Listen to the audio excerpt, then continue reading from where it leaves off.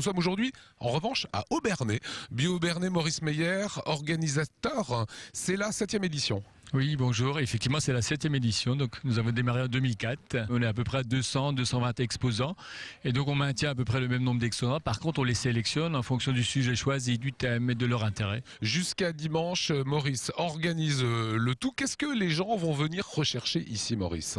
Les gens vont venir rechercher à avoir un contact direct avec le producteur, le transformateur, le distributeur, afin de comprendre l'intérêt, le pourquoi, du comment, le goût du produit biologique. Donc c'est une façon vivante de rentrer en relation avec ce côté bio dont on parle effectivement beaucoup. Vous êtes aussi agriculteur, vous, à Valf. C'est quoi la différence entre un produit biologique et un produit traditionnel ? La différence très simple, c'est qu'on n'utilise pas de produits chimiques de synthèse comme fertilisants, ni comme pesticides. Donc ça, c'est une première chose. Donc ça veut dire protection de l'environnement, protection du consommateur. Et deuxièmement, le fait de faire des méthodes naturelles, compost, traitement naturel, on retrouve un produit beaucoup plus originel, plus équilibré, avec un autre goût, une autre qualité, et bien sûr sans résidus de pesticides ou autres divers. Pour vous, ça impacte clairement le goût ? Ah oui, tout à fait, parce que l'agriculture n'est pas intensive. L'agriculture normale est hyper intensive, l'agriculture biologique est naturelle, donc non intensive par naissance, et donc ça change complètement le goût. Aujourd'hui, est-ce que l'Alsace est pionnière en matière de bio ?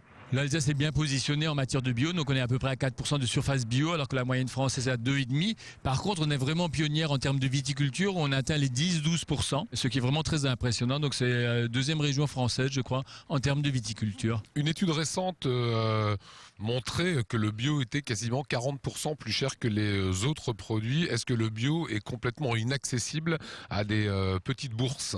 Effectivement, le produit bio est souvent plus cher. Premièrement, il y a beaucoup moins de rendement parce que c'est justement extensif, c'est ce qu'on a dit. Deuxièmement, il y a plus de travail et plus de risques. Donc en conclusion, dans notre société actuelle, on ne peut produire que plus cher, avec plus de main-d'œuvre, plus de travail et tout ça. Ça veut dire que le bio, c'est pour les riches ? En fait, à chaque fois que vous consommez quelque chose, vous choisissez. Moi aussi, j'aimerais avoir une Mercedes au prix d'une 2 chevaux, mais ça marche jamais. Et donc, à partir de ce moment-là, dans la consommation, on choisit toujours.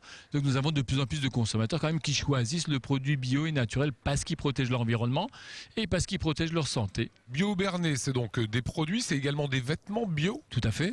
Donc, Bio-Obernai, c'est aussi un espace énergie habitat. C'est un espace mode et stylisme. C'est un espace bien-être. Donc, tout ce qui accompagne la vie saine, le bien-être, etc. est présent de façon minime, mais est présent sur la manifestation. Des conférences seront organisées sur quelle thématique ? Donc la thématique de cette année, c'est la viticulture bio, donc en l'honneur de ces nombreux viticulteurs alsaciens qui se sont mis au bio. Donc il y en a plus que 200 à ce jour.